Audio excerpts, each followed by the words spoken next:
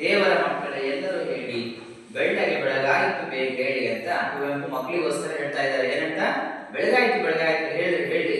ಅದಕ್ಕೆ ಸ್ವಾಮೀಜಿ ಹೇಳ್ತಾರಲ್ಲ, ಉತ್ತಿಷ್ಠತ ಜಾಗೃತ ಮನುಜ ಉತ್ತಿಷ್ಠತ ಜಾಗೃತ, ಗುರಿಯನ್ನು ಸೇರುವವರೆಗೂ ನೀ ಅರೆಕ್ಷಣವಿಲ್ಲದೆ ಮುನ್ನಡೆ ಸಖನೆ. ಉತ್ತಿಷ್ಠತ ಜಾಗೃತ ಮನುಜ ಉತ್ತಿಷ್ಠತ ಜಾಗೃತ ಅಂದ್ರೆ ನೀವು ಗುರಿ ಸೇರುವವರೆಗೂ ನೀವು ನಿಲ್ಬೇಡಿ. ಹಂಗೆ ನಾವೆಲ್ಲ ಸಹ ತಾಮಸಿಕತೆಯಲ್ಲಿ ಮುಳುಗಿ ಮಲಗಿಬಿಟ್ಟಿದ್ವಿ ಅಂತ ಅಡಿಸನ್ ಅನ್ನುವಂತ ಒಬ್ಬ ವ್ಯಕ್ತಿ ಹೇಳ್ತಾನೆ, ಸ್ವಚ್ಛತೆಯು ಒಲುಮೆಯನ್ನು ಉಂಟು ಮಾಡುತ್ತದೆ. ಒಲುಮೆ ಅಂದ್ರೆ ಪ್ರೀತಿಯನ್ನು ಉಂಟು ಮಾಡುತ್ತೆ. ಮನಶುದ್ಧಿಗೆ ಅದು ಮತ್ತೊಂದು ಹೆಸರು. ಅದು ನಮ್ಮನ್ನ ಇತರರಿಗೆ ಪ್ರೀತಿ ಪಾತ್ರನಾಗಿ ಮಾಡುತ್ತೆ. ಆದ್ದರಿಂದ ಸ್ವಚ್ಛತೆಯನ್ನ ವಿನಮ್ರತೆಯ ಪ್ರತೀಕ ಎಂದು ಕರೆಯಬಹುದು. ಇದರಲ್ಲಿ ಎಷ್ಟು ಜನ ಬೇಕಾದ್ರೆ ಡೈಲಿ ಸ್ನಾನ ಮಾಡ್ತೀರಾ? ಡೈಲಿ ಸ್ನಾನ ಮಾಡೋದು, ಡೈಲಿ ಸ್ನಾನ ಮಾಡೋದು. ನೀನು ಸ್ನಾನ ಮಾಡಲ್ಲ ಡೈಲಿ?